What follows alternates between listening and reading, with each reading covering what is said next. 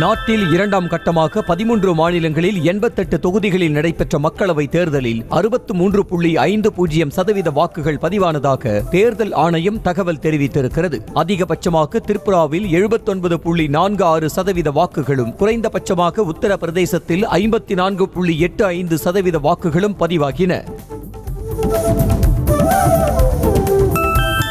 இரண்டாம் கட்ட மக்களவை தேர்தல் நடைபெற்ற கேரளாவில் 66.29% வாக்குகளும், கர்நாடகாவில் 69.23% வாக்குகளும் பதிவாகியுள்ளதாக தேர்தல் ஆணையம் தெரிவித்துள்ளது. இதேபோல் வன்முறைக்கு மத்தியிலும் மணிப்பூரில் அமைதியாக நடந்து முடிந்த தேர்தலில் 77.32% வாக்குகள் பதிவானதாக தகவல் கூறப்பட்டது. இரண்டாம் கட்ட வாக்குப்பதிவில் வாக்களித்த மக்களுக்கு பிரதமர் மோடி நன்றி தெரிவித்துள்ளார். இதுகுறித்து அவர் தனது எக்ஸ் தள பதிவில் என்டிஏ கூட்டணிக்கு கிடைத்த இணையற்ற ஆதரவு எதிர்க்கட்சிகளை மேலும் ஏமாற்றப் போகிறது என்றும், தேசிய ஜனநாயக கூட்டணியின் நல்லாட்சியை வாக்காளர்கள் விரும்புவதாகவும் பதிவிட்டுள்ளார்.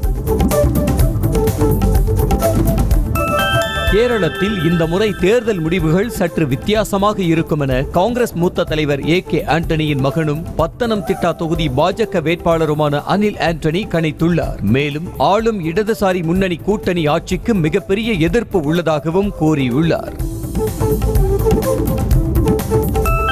ஒரு தொகுதியில் வேட்பாளர்களை காட்டிலும் நோட்டா அதிக வாக்குகளை பெற்றால் தேர்தல் ரத்து செய்யப்படுமா என்று தேர்தல் ஆணையத்திடம் உச்சநீதிமன்றம் கேள்வி எழுப்பியுள்ளது. இதுகுறித்து தேர்தல் ஆணையம் என்ன சொல்கிறது என்று பார்ப்போம் என கூறி உச்சநீதிமன்றம் நோட்டீஸ் அனுப்பியுள்ளது.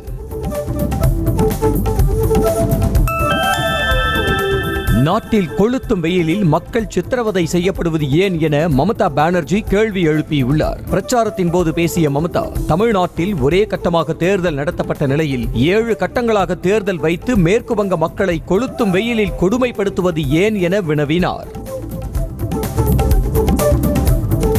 பிரதமர் நரேந்திர மோடியின் அண்மைக்கால பேச்சுகளில் பதற்றம் தெரிவதாக காங்கிரஸ் மூத்த தலைவர் ராகுல் காந்தி விமர்சித்துள்ளார். கர்நாடக மாநிலத்தில் பேசிய அவர், வெகு விரைவில் மோடி மேடையில் கண்ணீர் சிந்த வாய்ப்புள்ளது என்றும் கிண்டல் அடித்துள்ளார். உத்தரப்பிரதேச மாநிலம் பரேலி தொகுதியில் பிரதமர் மோடி சாலை பேரணி நடத்தினார். காவி நிறத்திலான காரில் பிரதமர் மோடியுடன் உத்தரப்பிரதேச முதலமைச்சர் யோகி ஆதித்யநாத் மற்றும் பாஜக வேட்பாளர் ரோட் ஷோ வந்தனர். பிரதமருக்கு தொண்டர்கள் உற்சாக வரவேற்பு அளித்தனர்.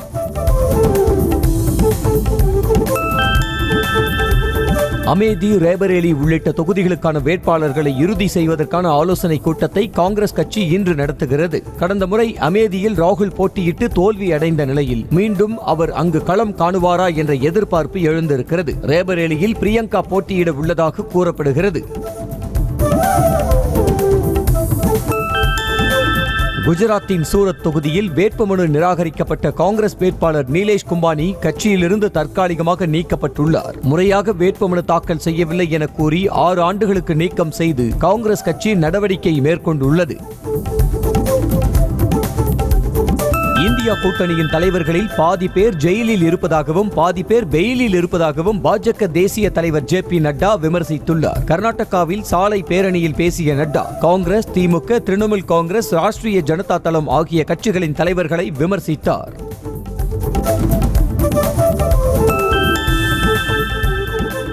மக்களவை தேர்தலில் ஆம் ஆத்மியின் பிரச்சாரங்களுக்கு டெல்லி முதலமைச்சர் அரவிந்த் கெஜ்ரிவாலின் மனைவி சுனிதா தலைமை தாங்குவார் என அக்கட்சி அறிவித்துள்ளது.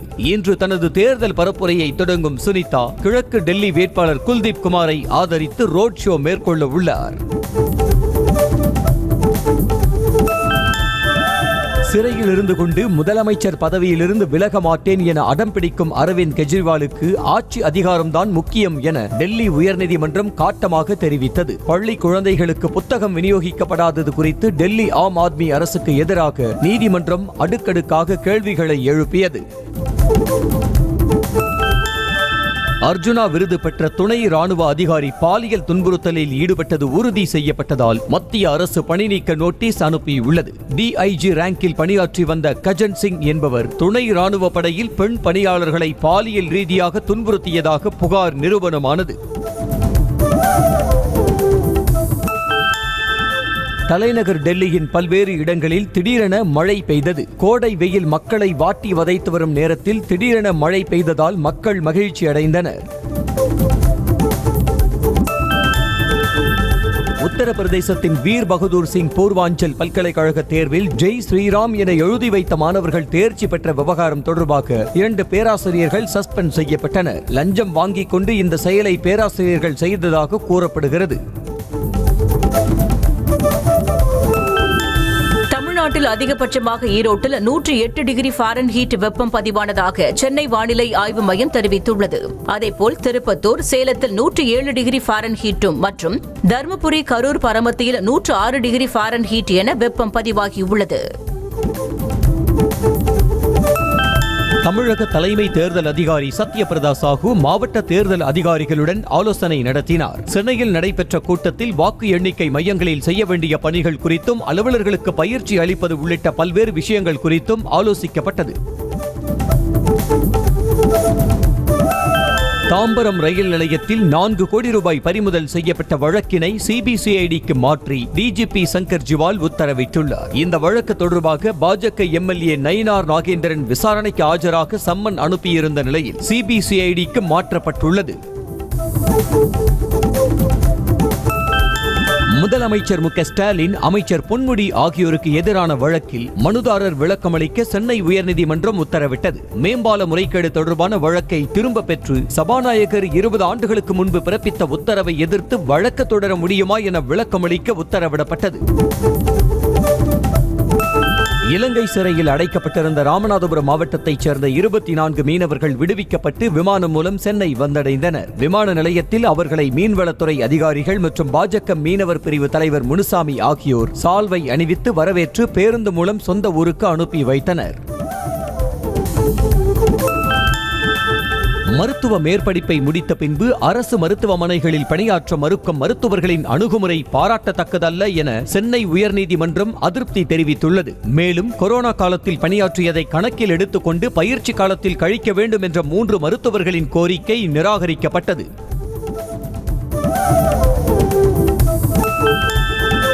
விழுப்புரம் மாவட்டம் முகையூர் அருகே மக்களவை தேர்தலின் போது பெண் விஏஓவை பணி செய்ய விடாமல் தாக்கியதாக திமுக மாவட்ட கவுன்சிலரை போலீசார் கைது செய்தனர். தேர்தல் அலுவலர்களுக்கு உணவு வழங்குவது தொடர்பாக ஏற்பட்ட தகராறில் கவுன்சிலர் ராஜீவ் காந்தி தன்னை தாக்கியதாக விஏஓ சாந்தி புகார் அளித்தார்.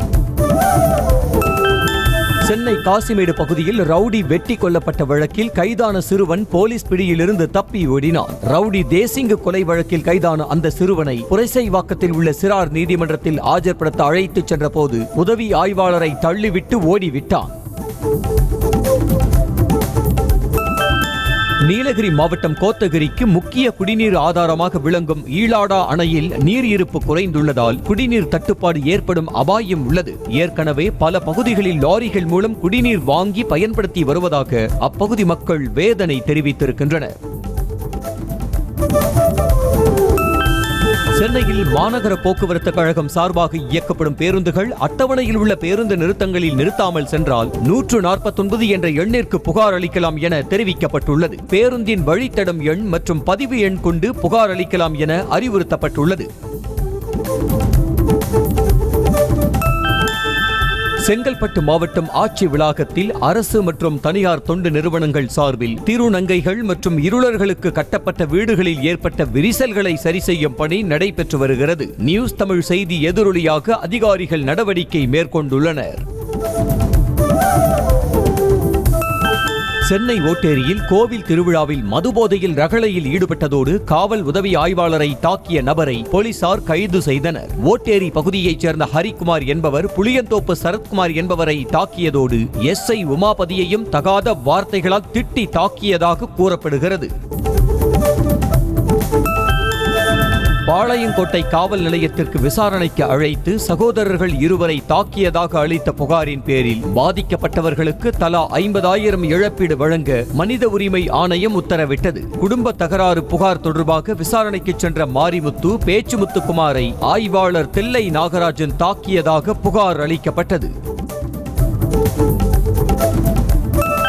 கன்னியாகுமரி மாவட்டம் நெய்யூர் பகுதியில் உள்ள கூட்டு குடிநீர் குழாயில் உடைப்பு ஏற்பட்டு தண்ணீர் பீய்ச்சி அடித்த நிலையில் அதில் சிலர் குளித்து மகிழ்ந்தனர். குழாய் உடைப்பு தொடர்பாக புகார் அளித்தும் குடிநீர் வடிகால் வாரிய அதிகாரிகள் நடவடிக்கை எடுக்கவில்லை என அப்பகுதி மக்கள் வேதனை தெரிவித்தனர்.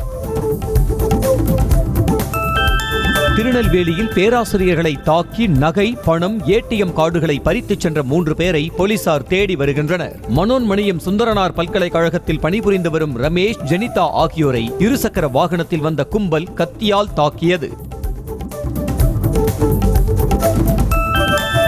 கள்ளக்காதல் தகராறில் பக்கத்து வீட்டு பெண் குழந்தையை கொலை செய்து எரித்த வழக்கில் மனைவிக்கு ஆயுள் தண்டனையும் அவரது கணவனுக்கு 7 ஆண்டு சிறை தண்டனையும் விதித்து ஸ்ரீவில்லிபுத்தூர் கூடுதல் அமர்வு நீதிமன்றம் தீர்ப்பு அளித்துள்ளது. ராமகிருஷ்ணாபுரத்தைச் சேர்ந்த சங்கர் என்பவரின் 2 வயது குழந்தையை அகிலா, அவரது கணவர் கொலை செய்தனர். திருப்பத்தூர் மாவட்டம் ஆம்பூர் நகர் சாலையில் உள்ள பள்ளத்தில் மரங்கள் ஏற்றிச் சென்ற டிராக்டர் ஒன்று சிக்கியது. தேர்தலின் போது நகராட்சி சார்பில் போடப்பட்ட சாலையில் குடிநீர் இணைப்புக்காக தோண்டப்பட்ட பள்ளங்கள் சரியாக மூடப்படாததால் வாகனங்கள் அடிக்கடி சிக்கிக் கொள்வதாக மக்கள் புகார் தெரிவிக்கின்றனர். திண்டுக்கல் மாவட்டம் வேடச்சந்தூர் அருகே சிறுமிக்கு பாலியல் தொல்லை கொடுத்ததாக சிபிஐ எம்எல் கட்சி நிர்வாகியை போக்சோ சட்டத்தின் கீழ் காவல்துறையினர் கைது செய்தனர். கோவிலூரைச் சேர்ந்த பாலு பாரதி என்பவர் 10 வயது சிறுமிக்கு பாலியல் தொல்லை கொடுத்ததாக அவரது தாயார் புகார் அளித்தார். நாமக்கல் மாவட்டம் ஆண்டிபாளையம் பகுதியில் இரவு நேரங்களில் மாடுகளை திருடி அடிமாட்டு விலைக்கு விற்று வந்த 3 பேரை போலீசார் கைது செய்தனர். நீதிமன்றத்தில் ஆஜர்படுத்தப்பட்ட அவர்களை 15 நாட்கள் நீதிமன்ற காவலில் வைக்க நீதிபதி உத்தரவிட்டார்.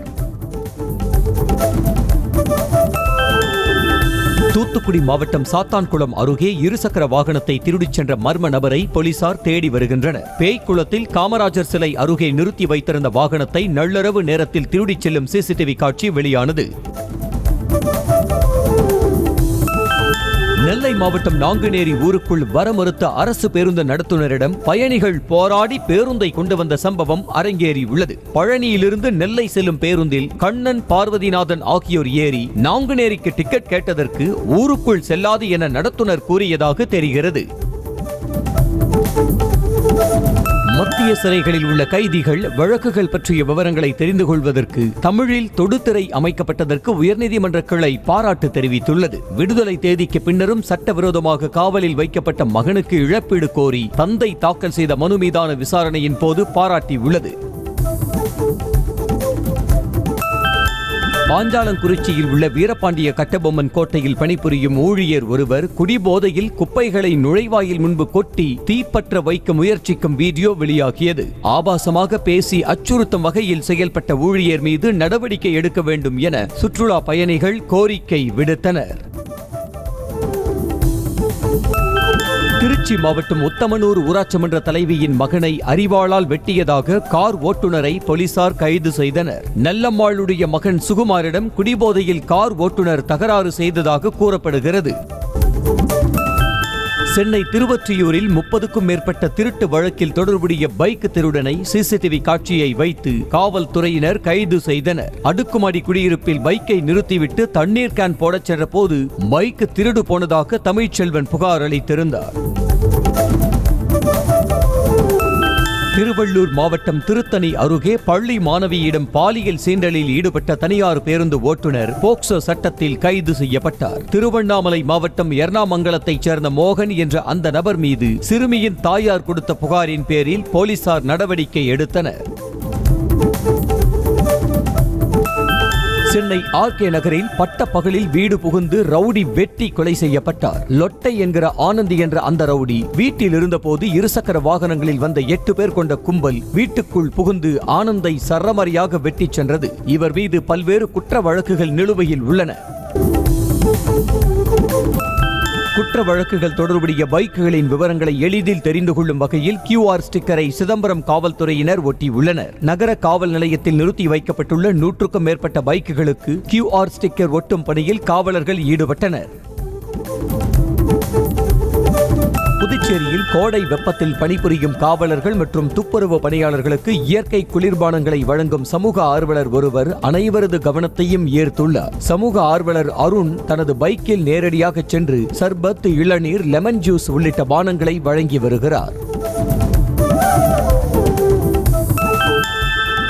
மதுரையில் ஓய்வு பெறும் தலைமை ஆசிரியைக்கு கிராம மக்கள் தாய் வீட்டு சீதனம் அளித்து பிரியா விடை கொடுத்தது நெகிழ்ச்சியை ஏற்படுத்தியது. சின்ன குரவடி கிராமத்தில் உள்ள அரசு தொடக்க பள்ளியில் வடுகப்பட்டியைச் சேர்ந்த செல்வ சிரோன்மணி என்பவர் 20 ஆண்டுகளுக்கு மேலாக பணியாற்றி வந்தார். கோவை மாவட்டம் மேட்டுப்பாளையம் பத்திரகாளி அம்மன் கோவில் சாலையில் ஒய்யாரமாக நடந்து சென்ற பாகுபலி காட்டு யானையை வனத்துறையினர் காட்டுக்குள் விரட்டிவிட்டனர். நெல்லிமலை வனப்பகுதியிலிருந்து வெளியேறிய இந்த யானை உணவு மற்றும் தண்ணீர் தேடி நகருக்குள் வந்திருக்கலாம் என கூறப்படுகிறது. டெல்லியில் ஸ்பைடர்மேன் போல் உடையணிந்து கொண்டு போக்குவரத்து விதிகளை மீறி பைக் ஓட்டி சென்ற ஜோடியை போலீசார் கைது செய்தனர். நம்பர் பிளேட் இல்லாத பைக்கில் கையை விட்டுவிட்டு ஜாலியாக ரைட் சென்ற ஜோடி மீது வழக்கு பதிவு செய்ததோடு அபராதமும் விதிக்கப்பட்டது. மிஸ் யூனிவர்ஸ் அழகி போட்டியில் சவுதி அரேபியா முதல் முறையாக பங்கேற்கிறது. அந்த நாட்டின் சார்பில் இந்த நிகழ்வில் பங்கேற்கும் முதல் போட்டியாளராக ரூமி அல்ஹக்தானி தேர்வாகியுள்ளதாக கூறப்படுகிறது. கொல்கத்தாவில் நடைபெற்ற IPL தொடரின் 42வது லீக் போட்டியில் பஞ்சாப் அணி 8 விக்கெட்டுகள் வித்தியாசத்தில் கொல்கத்தாவை வென்றது. முதலில் ஆடிய கொல்கத்தா 6 விக்கெட் இழப்புக்கு 261 ரன்கள் எடுக்க அடுத்து விளையாடிய பஞ்சாப் 18.4 ஓவர்களில் 2 விக்கெட்டுகளை மட்டும் இழந்து 262 ரன்கள் எடுத்து வெற்றி பெற்றது.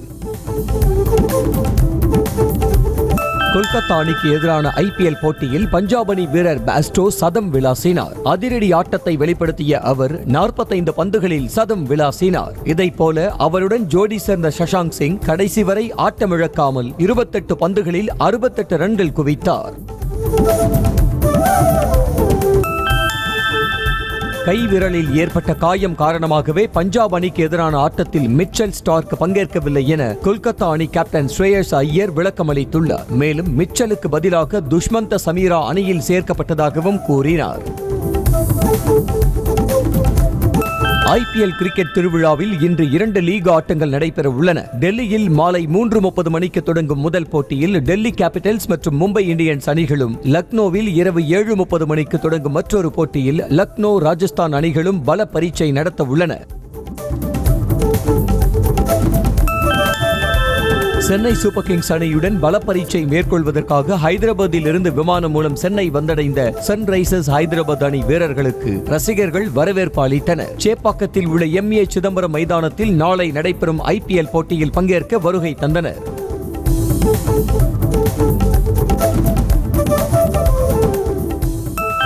வரும் ஜூன் 1ஆம் தேதி தொடங்கும் 2024 T20 உலகக்கோப்பை கிரிக்கெட் தொடருக்கான விளம்பர தூதராக இந்திய அணியின் முன்னாள் கிரிக்கெட் வீரர் யுவராஜ் சிங் நியமிக்கப்பட்டுள்ளார். இந்த உலக கோப்பையை பிரபலப்படுத்தும் பல்வேறு நிகழ்ச்சிகளில் அவர் பங்கேற்பார் என்று தெரிவிக்கப்பட்டுள்ளது.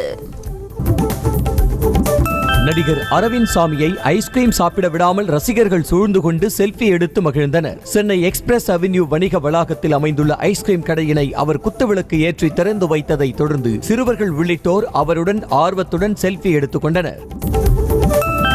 கடலூர் மாவட்டம் கொக்காம்பாளையம் முத்துமாரியம்மன் கோவிலில் நடைபெற்ற சித்திரை தேரோட்டத்தில் தேரை வடம் பிடித்து இழுத்து சுவாமி தரிசனம் செய்தனர். அப்போது அம்மன் வேடமிட்ட திருநங்கைகள் பக்தி பரவசத்துடன் நடனமாடினர். நாகை அருகே கீழ்வேளூர் அட்சயலிங்க சுவாமி கோவில் சித்திரை திருவிழாவை ஒட்டி நடைபெற்ற தெப்ப உற்சவத்தில் திரளான பக்தர்கள் பங்கேற்று சுவாமி தரிசனம் செய்தனர். மின் விளக்குகளால் அலங்கரிக்கப்பட்ட தெப்பத்தில் உற்சவர் கல்யாண சுந்தரர் அம்பாளுடன் எழுந்தருளி திருக்குளத்தில் வலம் வந்து அருள் பாலித்தனர். மயிலாடுதுறை மாவட்டம் சீர்காழி சட்டைநாதர் கோவிலில் நடைபெற்ற தெப்ப திருவிழாவில் ஏராளமான பக்தர்கள் பங்கேற்று சுவாமி தரிசனம் செய்தனர். மின் விளக்குகளால் அலங்கரிக்கப்பட்ட தெப்பத்தில் உற்சவர் சோமாஸ்கந்தர் அம்பாளுடன் எழுந்தருளி திருக்குளத்தில் 3 முறை வலம் வந்தார். புதுக்கோட்டையில் நாகராஜா கிருஷ்ண பரமாத்மா கோவில் சித்திரை திருவிழாவில் ஆண்களும் பெண்களும் இணைந்து கும்மி அடித்து சிறப்பு வழிபாடு நடத்தினர். முன்னதாக நாகராஜருக்கு சிறப்பு அபிஷேகம் மற்றும் தீபாராதனை காட்டப்பட்டது. திருவாரூர் மாவட்டம் திருத்துறைப்பூண்டியில் உள்ள ஸ்ரீ சீதா லட்சுமண அனுமத் சமேத ஸ்ரீராமர் திருக்கோவில் தெப்ப உற்சவத்தில் திரளான பக்தர்கள் பங்கேற்று சுவாமி தரிசனம் செய்தனர். மின்னொளியில் ஜொலித்த தெப்பத்தில் ஸ்ரீ சீதா ராமர் எழுந்தருளி திருக்குளத்தில் வலம் வந்தனர். காரைக்கால் ஸ்ரீ கோதண்டராமர் ஆலயத்தில் ஸ்ரீ ராமநவமி மகோற்சவத்தில் ஸ்ரீ சீதாராமன் திருக்கல்யாணம் வெகு விமரிசையாக நடைபெற்றது. இதில் ஏராளமான பெண் பக்தர்கள் கலந்து கொண்டு திருக்கல்யாண வைபவத்தை கண்டு வழிபட்டனர். தூத்துக்குடி மாவட்டம் கோவில்பட்டியில் புனித சூசையப்பர் திருத்தலத்தின் ஆண்டு விழா கொடியேற்றத்துடன் தொடங்கியது. வான வேடிக்கைகளுடன் மேளதாளங்கள் முழங்க இறை ஜெபத்துடன் கொடியேற்றி வைக்கப்பட்டது. அதைத் தொடர்ந்து சிறப்பு திருப்பலி ஆராதனை நடைபெற்றது.